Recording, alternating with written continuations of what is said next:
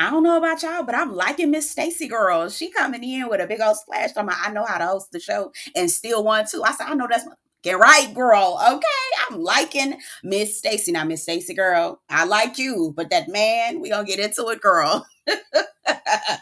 Oh, no, ma'am. No, ma'am, Pam. You might want to put that one back where you found it, girl. But anyway, hey, y'all, welcome and welcome back to my channel. My name is Belle. This is the Belle Perspective, and we're here today to talk about the Real Housewives of Potomac. Girl, I know I'm late, girl. Leave me alone, okay? This is season 9, episode 3, Momma Knows Best. If you're new to my channel, I talk about all things reality, okay? Books, TV, movies, all sorts of things. So get in where you fit in by subscribing to the channel, commenting down below, and letting me know what you think about the episode, okay? And liking this video. Y'all, I have some goals, so help me get there, okay? Let's get into it. So we do get the taglines, y'all. Y'all tell me what y'all think. Who had the best taglines? I'm gonna tell you right now. For me, para me, okay, para me. I like Keiarna's. Okay, what is it? I own a business. I mind my business. I stand on business. And then Miss Stacey. I know how to host a show and still want to. You see how I already memorized their taglines because I was here for it. The rest of them, I mean, Giselle had a cute one. Giselle was cute. You know, when the kids are away, Giselle plays or something like that. You know, that's cute.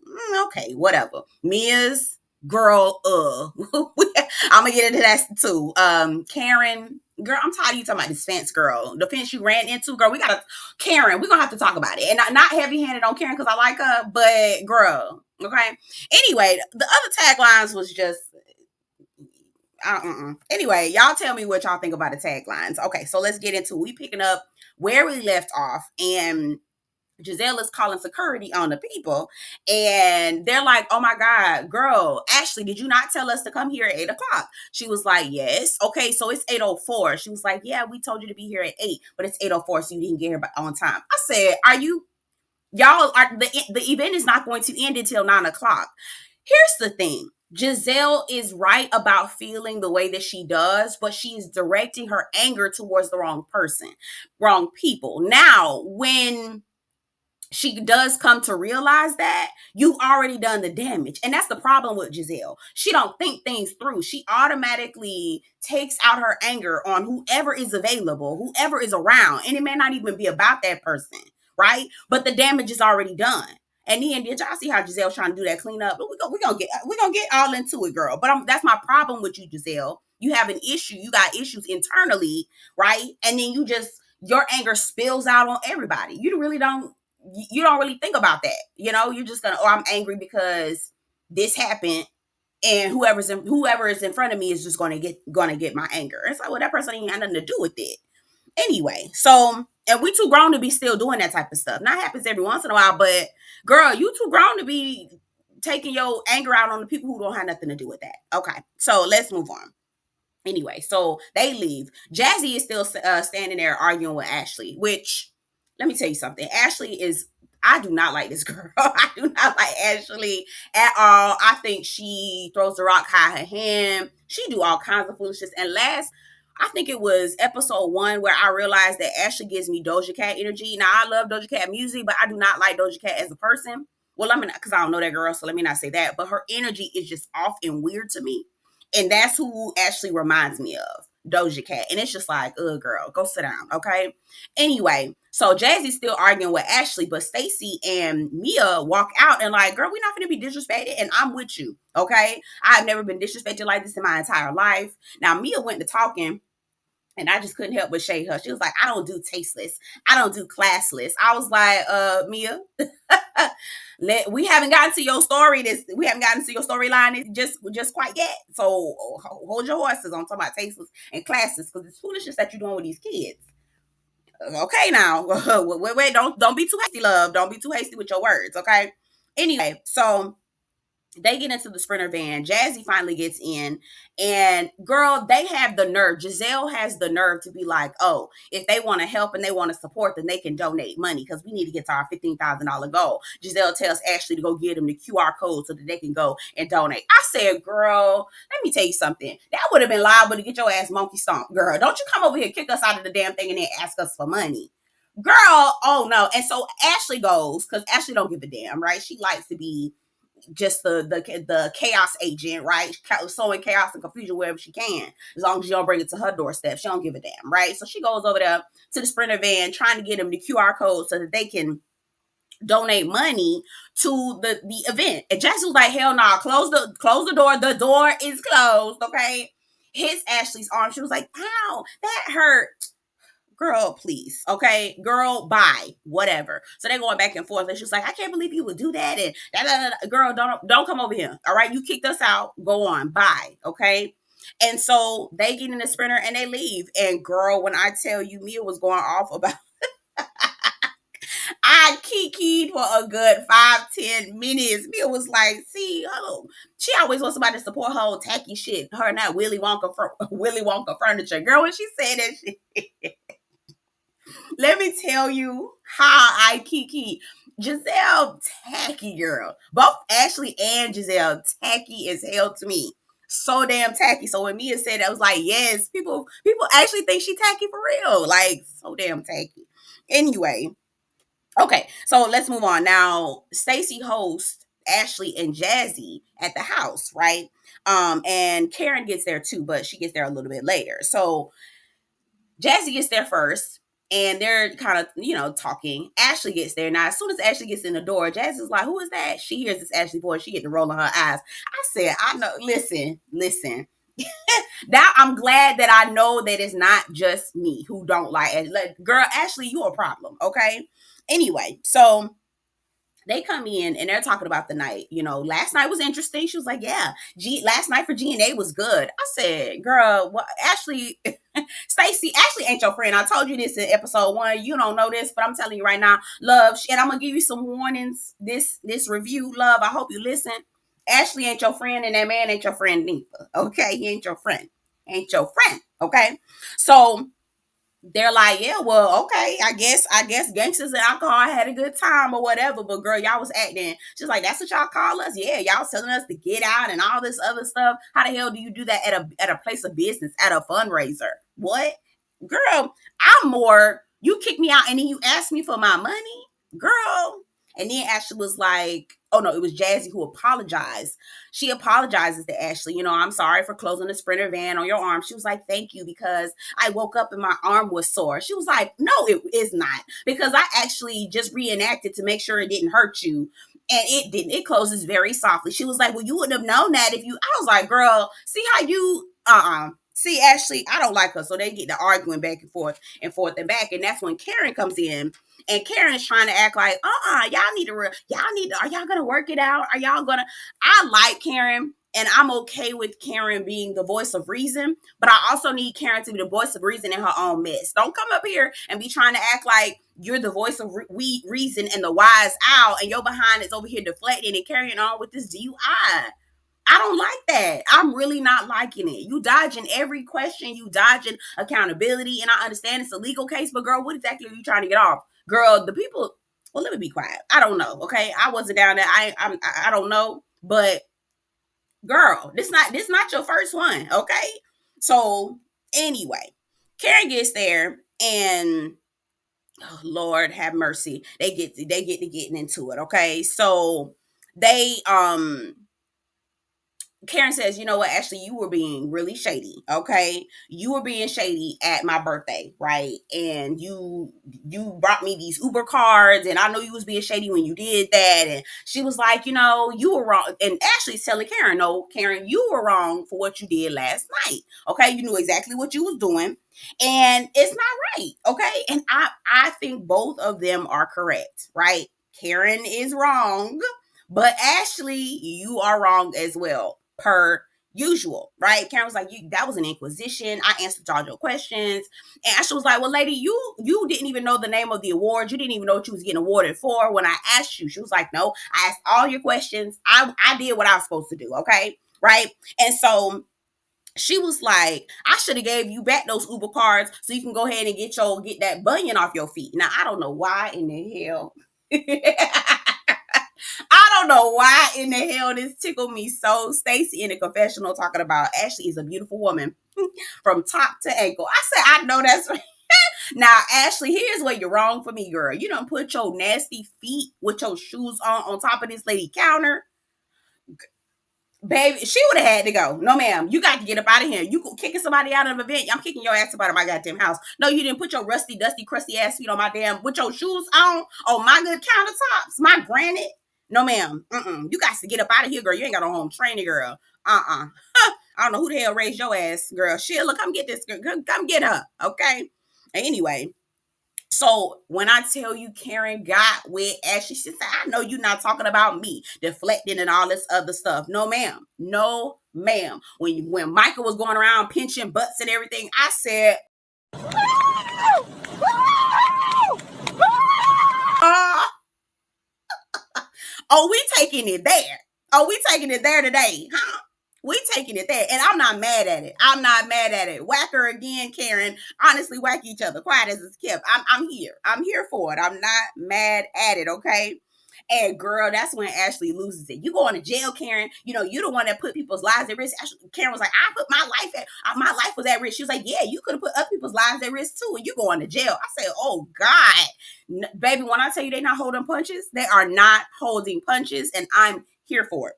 Completely here for it, okay? So now do I think that Ashley took it too far? No. I mean, just do it, because that's Ashley. Okay, that's Ashley. Anyway, okay, so let's move on. Wendy's birthday is coming up. They're at the house. Mom is cooking a yam stew. Now, one thing about it, I really want them to start doing is to talk about the culture. If you're gonna bring food items and have this type of reaction, like, this food got a strong smell. Oh God, and it looks different than what Americans, right? Because we're in America, and this show is mainly cater to American people. I need them to do like, this is what this is what it's for, right? It not just kind of like leaving it up to people's imaginations, because people are always going to go and fill in any type of stereotypes, and I don't like that. So if you're going to talk about the food, the culture, those kinds of things, give us more information on it, because I just, it just makes me feel uncomfortable when we do stuff like this. Okay, so anyway, we find out that Eddie's mom and Wendy's mom used to be best friends, but as soon as Wendy and Eddie got engaged, that's when they stopped being friends. And I'm wondering why. I'm wondering if maybe one of the family members thought either Wendy or Eddie were not good enough for that person. I don't know what. I'm wondering what happened there, right? Anyway, y'all get in the comments and tell me what y'all think. But girl, did y'all see Miss Sharon? Girl, she look good, child. Come on, Ozempic. Come on. Oh. I'm not mad. She looks really good. Okay. She looks good. She really looks good. But child, Wendy turning 40, and they're going to North Carolina. Is it Norman City? I think it's Norman City. But they're going to North Carolina to celebrate Wendy's birthday. And Mia says that they're going to be living it up. They're going to have butlers. She says North Carolina is the place that she came into her own success. I said, oh, okay. Is this where you met G? Okay. Or is this the club that you work out? The butt naked club that you work down to? Oh, okay. I don't know. No shade to you, love. No shade to you. I'm just wondering. Okay. Now, anyway, we got a quick clip of Miss Keiarna. Yeah, y'all know I love Miss Keiarna, child. Greg got a root canal, and so he in pain, and she's basically catering to him. Oh baby, oh hey baby, oh baby, hey. I'm like, now Keiarna, girl, I like you, girl. All right, now I got my good eye on you. Please don't be no bird with this man, okay? And I'm not saying that she is. I'm just saying. Okay. Now, mom comes over. Keiarna mom look exactly like Keiarna, and they talk exactly alike, same mannerism, like just the exact same person, literally. Okay. And so mom is asking, okay, so when y'all talking about the ring, because you know y'all done moved in together, now y'all building a house together, girl, what is this ring, girl? And Keiarna's like, I'm not trying to be no, thirsty ring girl. I'm not trying to be a thirsty ring girl. Now, here's the thing, okay? Wanting a ring, wanting to be married, and being thirsty about it, two different things. My only concern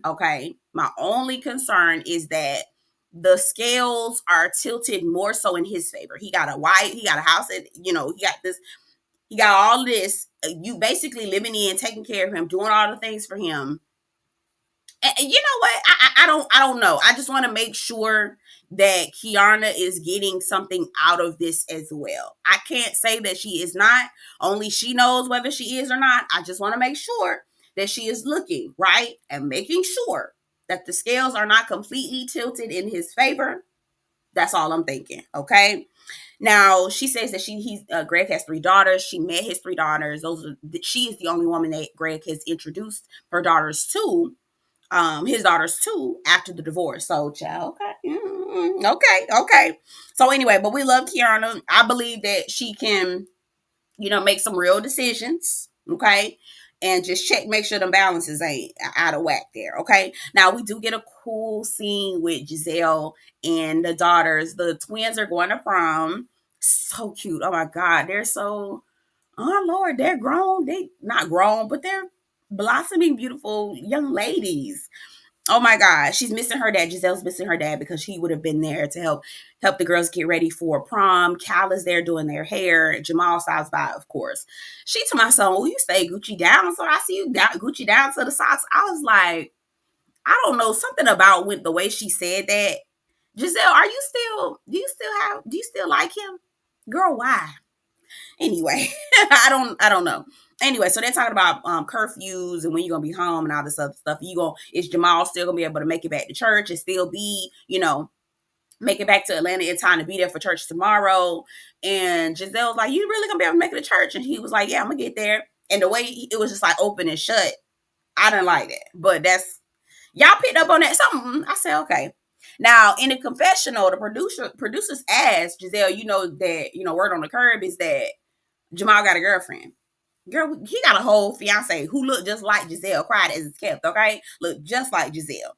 And Giselle says directly to the camera, "He's the father of my three children." Okay, I heard we suspect that he got something going on, but he is the father of my three children, and that's what will remain the same. I said, girl, he the father of so many other kids too. But girl, we're not talking about that, huh? All right. I honestly, that made me feel like Giselle may still have some feelings for Jamal. And I don't know why. I don't. Okay. Y'all tell me what y'all think. Am I going too far with that? Because girl, what? Anyway, so Mia and Ink, I don't. The way I don't want to see this boy on my TV, and I know Mia and Ink are the same age, but why does Mink? Why does Ink look so immature to me? Like there's nothing about him that looks like he will be a promising husband prospect. Like I just don't see that. Okay. Again, Mia tells us that they are high school sweethearts, child. Sure, sure, sure. And that they, again, live in the same building as Gordon. Gordon be popping up. So, again, he's got two home health aides, basically. Now, here's how I know that I don't feel like Ink about nothing, because I feel like Gordon is still, whether he got money or not, still feel like Gordon is footing part of the bill. And that's the only reason why Ink is okay with everything that's going on. Because what grown man is going to be wanting his wife, girlfriend, significant other's ex to be popping up asking for cups of teas and laundry and hangnails to be clipped and crazy stuff like that? That man is still footing y'all bill, and he got two home health aides living two flights up. Girl, please. Okay. So anyway, Jacqueline gets there, I guess, because Gordon lives in the same building. He knows when people coming in and out of the house, he's always asking for stuff. When Ink and Mia want to have time to themselves, they decide to rent an Airbnb. I said, "Dad, what y'all doing? Y'all want privacy from y'all daddy? Huh? From the guardian?" This is so, y'all, this was such an awkward, weird, just unsettling scene to me. I really it was just not a good feeling that I was feeling. Anyway, so Jacqueline comes over to Airbnb because they're celebrating Pat, her baby daddy / boyfriend. They call him PP, peaceful parent, I guess, or whatever. They're coming over to celebrate his birthday. And they've been on and off for like 14 years, according to Mia. So I'm like, girl, anyway. So he gets there and they're talking about, their relationship, awkward conversations about his PP being big. Girl, nobody want to know about that. Girl, okay. So Jacqueline, go sit down. Ooh, side note, did y'all hear what Jacqueline told us? That when Mia and Ink broke up, Mink came knocking on Jacqueline's door. I said, I knew Ink wasn't it. Girl, Ink still ain't to me, okay? He is not. He on here for a come up. Girl, if you can't see it, both of them are on here for a come up. And the way that they're going about it is tacky, tasteless, and classless. So tacky and tasteless and classless, okay? So we get a quick little kitchen scene with Ink and Patrick, right? They're talking, and he's talking about his kids and how he couldn't deny him if he wanted to. That's some dusty ass conversations right there. He was like, "Yeah, do you have any kids?" And Ink was like, and then Jeremiah comes downstairs. He was like, "That's my baby right there." He was like, "Yep, change your whole world." I said, you do not even know if this child is yours. You don't even know if this child is yours. You talking about this your son? Girl, are you Mia, who is this man? And I feel for these kids. Listen, when I tell you Giselle was saying the right message, Giselle was right when she was talking about Mia. It was the wrong messenger. But she was right. Okay? She was right with the message. It wasn't like she was wrong. Okay, so anyway, now that really pissed me off. I was like, girl, this boy is claiming your son. He don't even know. Girl, huh? Okay. Anyway, let's move on. So they all sit down together and talking about how Gordon all frequently stops in and all this other stuff. And again, the only reason why I feel like they would be okay with it is because, or obviously they're not okay with it, but the only way they're putting up with it is because I feel like Gordon is still footing bills. And we already know Ink don't got no problem with Mia's sugar daddies or whoever she, getting sugar off of at the time. He don't mind reaping the benefits. Both of them raggedy. Okay. Now we get another scene with them, and I'm just gonna combine the two of them because I really don't too much care. Anyway, they talk about going to North Carolina. We talk about Giselle. Giselle ends up apologizing to Mia. I feel like it was just clean up because Giselle realizes that all the other ladies are leaning towards Karen and she doesn't want that. And I believe that this season is really going to be a face off between Karen and Giselle, who likes whom more, who can gather the quickest team. And I feel like Giselle realizes that she can't keep Karen on the way that she usually do because she got to make sure that these people like her. Okay. Or Karen is going to win Queen of Potomac, I guess. Whatever. Anyway, talk about Giselle. They also talk about Karen and her court cases, and she got a court date. And it's a criminal trial, according to Mia. That's what she looked up. And girl, it is. It's a DUI. It's criminal. Okay. Anyway, moving on. Mia says she wants to be supportive of Karen, but so move on. Stacey and TJ, girl, Stacey, friend, come sit down, girl. Let me tell you something, okay? Now, Stacey, girl, I like you, girl. I really do, and that's the only reason why I'm coming over here to tell you, girl, I like you, okay? Is you listening? Stacey, girl, that man, girl, he don't like you. Quiet as a scared, he don't like the women, okay? He don't like the women. Mama, it ain't got nothing to do with you, girl. He ain't got the right part. You don't got the parts that he want, okay? You don't have the right anatomy, okay? Girl, let's be for real. Let's be clear, okay? So they go to work out, right? Now she's working out. He hasn't gotten there. She is telling the trainer about her little friend. Now the little friend walk in. And as soon as the little friend walk in, I said, oh, okay. Okay. All right. And so she, girl, when I tell you she's enthralled with that man, she go to walk up on him, hugging all up on him like, hey, baby, what's going on? Like, she is just to the moon. Okay. And he was like, oh, okay. Back up. Hold on. Let me say hey to him. Girl, when I tell you the hug with the physical trainer, okay, the fitness trainer was tighter, more intimate than the hug with Stacey. That told me everything I needed to know. I said, "Oh, Stacey, girl, okay." Oh, Stacey, oh, this ain't got nothing to do with Jesus. Okay, this ain't got nothing to do with his religion, mama. He don't like the women. Okay, he just don't like the women. Okay. Anyway, so yeah, girl, that's it. So they talking about progression in their relationship and all this other stuff. And she was like, on a scale of 1 to 10, how bad do you want to sleep with me? He said K. And she was like, K, what does that mean? He was like, 0, no chance. I don't want to sleep with you at all. I was like, oh, I ain't sleeping with you. That's what he said. Oh, let me tell you something. This how I know this man might potentially be playing for the other team because, girl, I understand. Listen, all right? I used to be all up and through the church. Used to be all up and through the church. And them church boys, baby, them some of the biggest freaks in the world, girl. Girl, he is... This ain't got nothing to do with religion, love. He grabbed you because he needed somebody to... All right. I ain't gonna call him a beard, but he potentially might be beard adjacent, girl. Okay? So then he flips the script, asking questions about when she's going to end her relationship.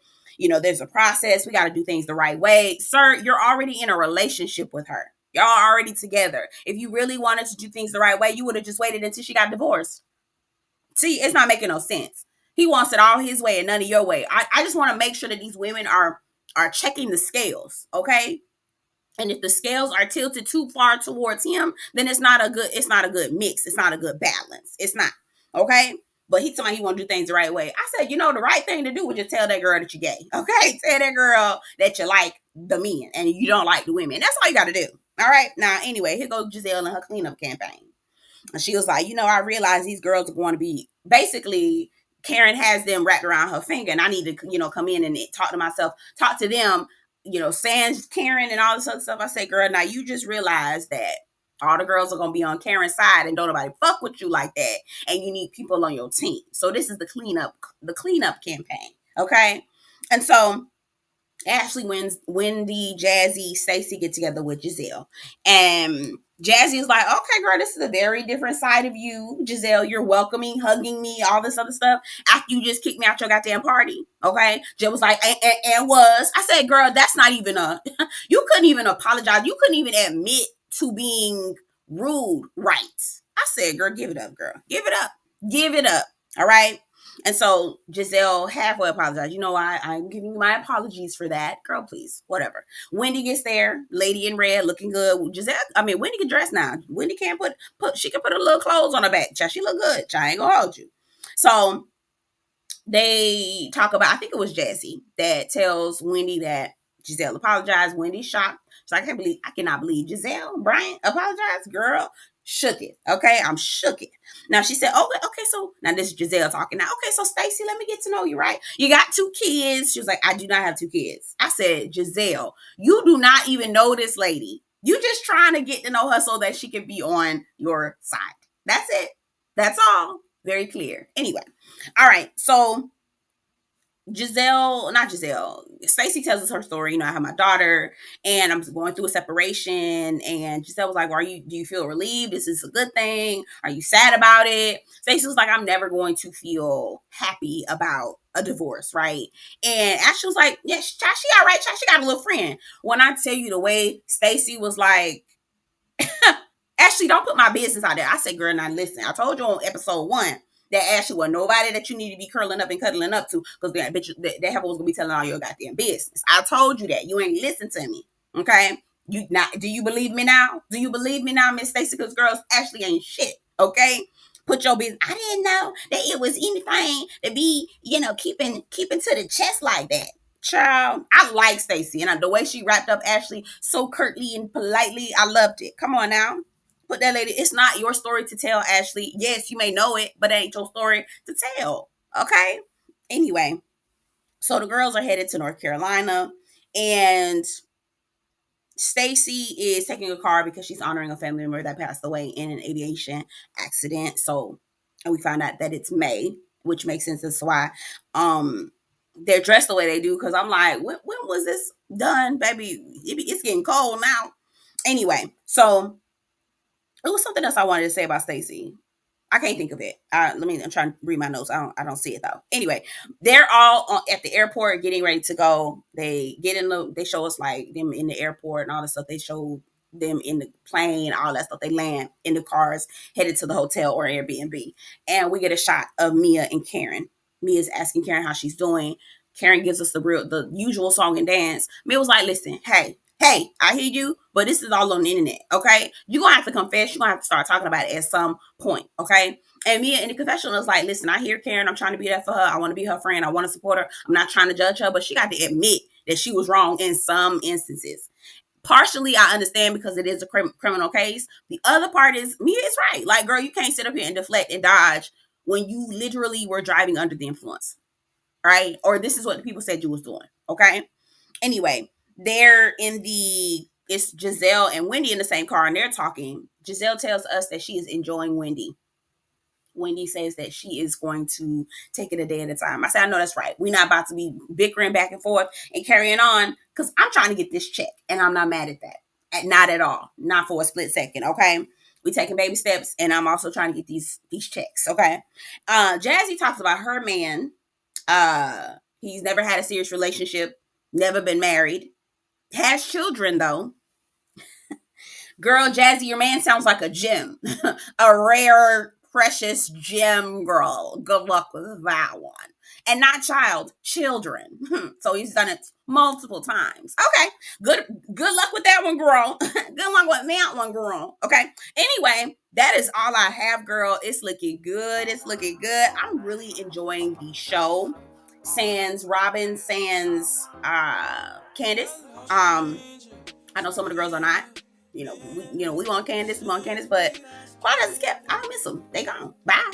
I mean, I would have loved to see Candace go through this pregnancy, but I feel like the show is much more peaceful, right? And it's not so chaotic. It really isn't. Anyway, y'all get in the comments. Tell me what y'all think about the episode. Don't forget to like this video before you leave. Subscribe to the channel. I'll see you guys in the next one. Take care. Rain and thunder, baby, I wonder, would you just put your sweats on for me? Yeah. I got the plug, I made the call for me.